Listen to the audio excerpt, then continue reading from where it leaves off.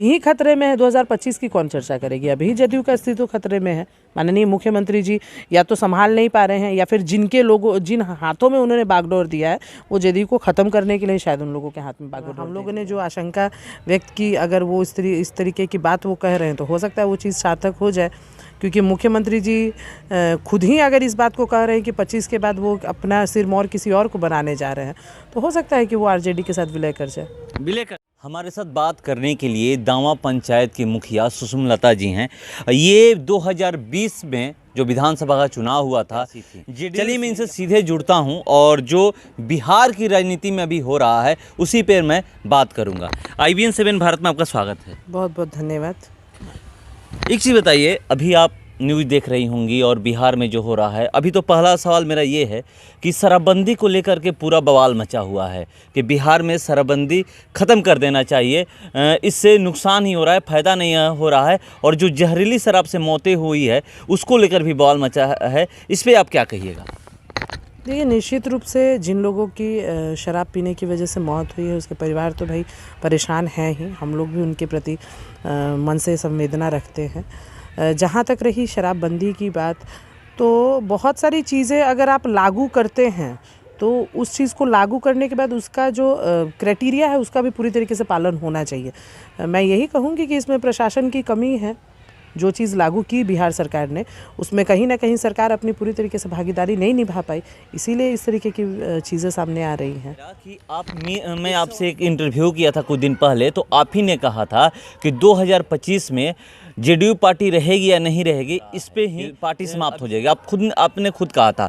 अभी देखा जाए तो जिस तरह का एक बयान आया है मुख्यमंत्री नीतीश कुमार का कि 2025 में जो हम चुनाव लड़ेंगे विधानसभा का, वो तेजस्वी यादव के नेतृत्व में लड़ेंगे, इससे तो ऐसा लग रहा है कि शायद 2025 में पार्टी समाप्त हो जाए। ये तो आपके माननीय मुख्यमंत्री जी ही बता पाएंगे। हम लोगों ने जो आशंका व्यक्त की, अगर वो इस तरीके की बात वो कह रहे हैं तो हो सकता है वो चीज़ सार्थक हो जाए, क्योंकि मुख्यमंत्री जी खुद ही अगर इस बात को कह रहे हैं कि 25 के बाद वो अपना सिरमौर किसी और को बनाने जा रहे हैं, तो हो सकता है कि वो आरजेडी के साथ विलय कर जाए। विलय कर जाएंगे? वो हो सकता है। अब जब वही कह रहे हैं कि रहेगी कि नहीं रहेगी, क्योंकि अभी तो जदयू की जो स्थिति है, उन्होंने जो बागडोर जिसके हाथ में सौंपी हुई है, वो लोग सही तरीके से पार्टी को कहाँ संचालित कर पा रहे हैं। ललन जी जब से राष्ट्रीय अध्यक्ष बने हैं, मैं तब से बताना चाहूँगी आपको कि तब से जदयू में कहीं ना कहीं कुछ ना कुछ विवाद हमेशा चलते ही रहा है। तो जिसको आपने राष्ट्रीय अध्यक्ष बनाया, उसके बनने के बाद अगर पार्टी ही सही तरीके से नहीं चल पा रही है, तो अंत में मुझे तो नहीं लगता है कि, और सभी लोग ललन जी को राष्ट्रीय अध्यक्ष मान के सभी लोग पार्टी के काम कर, जब तक नीतीश कुमार जी हैं उनको हम लोग आज भी विकास पुरुष मानते हैं, लेकिन ललन जी के मार्गदर्शन पे सभी लोग काम कर पाए, ये मैं शायद इससे सहमत नहीं हूँ। ये मैं सवाल इसलिए गया कि आपने मेरे ही चैनल पे बोला था कि पार्टी 2025 में रहेगी या नहीं रहेगी। एक चीज़ है कि यहाँ पर उपेंद्र कुशवाहा का एक बयान आया है कि जो अब खबरें आने लगी है कि शायद पार्टी का विलय हो जाए आरजेडी में, इस पर वो कह रहे थे कि ये सही नहीं होगा जेडीयू के लिए। अब तो उपेंद्र जी बताएंगे ना, ये हम कैसे बता पाएंगे। उपेंद्र जी जब ये बात कह रहे हैं कि पार्टी के लिए सही नहीं होगा, तो उन्होंने भी जब पार्टी के साथ, जदयू के साथ वो भी जब जुड़े, तो सभी लोग संतोष, जितने भी उनके पार्टी के जितने भी लोग थे वो सभी लोग संतुष्ट थे। ये कोई ज़रूरी तो नहीं है। तो अभी भी हो सकता है उपेंद्र जी को लगता हो कि यहाँ के अलावा कहीं अगर पार्टी जाती है जदयू, उनको ये लगता होगा कि हमने जिस पार्टी में विलय किया वो पार्टी ही शायद अभी नहीं रहेगी। तो ये तो उनका कहना जाहिर सा बात है, सही बात है। वो बीजेपी का दामन इसलिए छोड़े थे कि बीजेपी हमारी पार्टी को समाप्त करना चाहती है। अब खुद वही कह रहे हैं कि 2025 में हम लोग तेजस्वी के नेतृत्व में चुनाव लड़ेंगे। यहाँ पर जब बीजेपी के साथ थे तो उनको लग रहा था कि ललन जी कह रहे थे कि पार्टी समाप्त करने, इसलिए चिराग पासवान जहाँ वहाँ कैंडिडेट अपना दिए जहाँ पे जेडीयू के कैंडिडेट थे। तो ये सारा प्लानिंग के साथ था। तो जब पार्टी की बात जब आती है कि वो अपनी पार्टी को जीवित रखने के लिए आरजेडी के साथ गए थे, तो इस तरह का तो बयानबाजी नहीं होना चाहिए कि 2025 में हम तेजस्वी के नेतृत्व में चुनाव लड़ेंगे। ये तो देखिए, बाकी पार्टी के जो लोग बैठे हुए हैं प्रदेश में, ज़्यादा बेहतर तो वही ना बता पाएंगे। उनको अगर ये लगता था कि बीजेपी पार्टी का जो अस्तित्व है वो ख़त्म करना चाह रही है, तो अब तो उन्होंने जिसको राष्ट्रीय अध्यक्ष बनाया है वही पार्टी का अस्तित्व ख़त्म कर रहा है। तो किसका दोष माना जाएगा, ये तो मुख्यमंत्री ज़्यादा बेहतर तरीके से बता पाएंगे। हम लोग उसको क्या बता पाएंगे, हम लोग नीचे के कार्यकर्ता थे। अब तो हम खैर पार्टी में हैं भी नहीं। माननीय मुख्यमंत्री जी के संज्ञान में पता नहीं ये बात है भी या नहीं है। जितने भी लोग पार्टी के समर्पित कार्यकर्ता थे उनको बिना किसी वजह से आप लोग निष्कासित कर देते, तो पार्टी में बस वही रह जाएंगे ना। ललन जी बात करते हैं परिवारवाद, और पार्टी में तो उन्हीं लोगों का वर्चस्व है जो ललन जी के आगे पीछे घूम रहे हैं, बाकी किसी का तो है ही नहीं। तो अब तो ये वो ज़्यादा बेहतर बता पाएंगे, वो राष्ट्रीय अध्यक्ष हैं, उनको ना बताना पड़ेगा ये बात कि अब उनका अस्तित्व कहाँ बच रहा है। एक बयान आता है, अभी आप देख रहे हैं कि शीतकालीन सत्र चल रहा है और वहाँ पर नीतीश कुमार, उनको ऐसा नहीं देखा जाता था। एकदम कोई भी अगर थोड़ा सा भी कुछ बोलता है तो उस पर गुस्सा आ जाते हैं। जैसे पीने से मौत हुई तो उस पर बहसबाजी हो रही तो वो गुस्सा गए बीजेपी पे, पूरा चिल्ला करके बोलने लगे। क्या वो पहले ऐसे थे?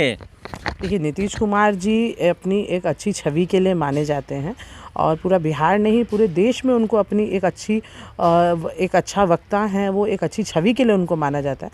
लेकिन हर आदमी को कभी कभी गुस्सा आ सकता है। क्यों अब फ्रस्ट्रेट होकर उन्होंने इस तरीके का बयानबाजी किया या उनकी फ्रस्ट्रेशन का कारण क्या था, ये तो वही बता पाएंगे कि आप क्यों फ्रस्ट्रेट हैं।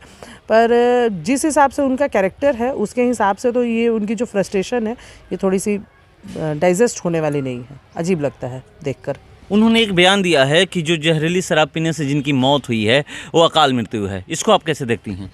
नहीं, जहरीली शराब पीने से, देखिए इसमें तो दोनों लोग दोषी हैं। जहरीली शराब जो बन रही है वो भी गलत है। अगर बिहार में शराब बंदी है तो फिर शराब आ कहाँ से जा रही है, ये भी सोचने वाली बात है। और निश्चित रूप से आप किसी भी आदमी को जब तक उसकी खुद की स्वेच्छा ना हो तब तक लगाम लगा के कोई चीज़ समझा नहीं सकते हैं। तो लोगों को ये चीज़ समझनी चाहिए कि जब उसके वो मादक पदार्थ वैसे ही हानिकारक है तो अगर वो पी रहे हैं तो अपने सेहत के साथ खिलवाड़ ही कर रहे हैं। लेकिन फिर भी बिहार में जब शराब बंदी है तो शराब आ कहाँ से रही है, इसमें प्रशासन को इसमें सचेत रहना चाहिए।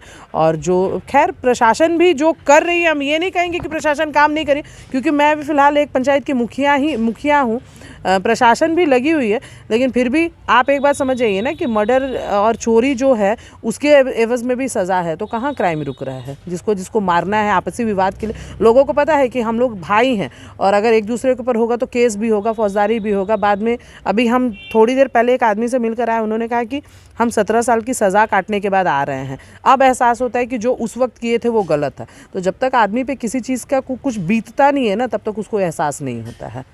तो मुझे लगता है कि लोगों को शायद अभी भी पता नहीं क्यों नहीं एहसास हो रहा है, या फिर अभी भी लोग इसको लड़कपन में ले रहे हैं या उतना सीरियस नहीं है, हम बता नहीं पाएंगे।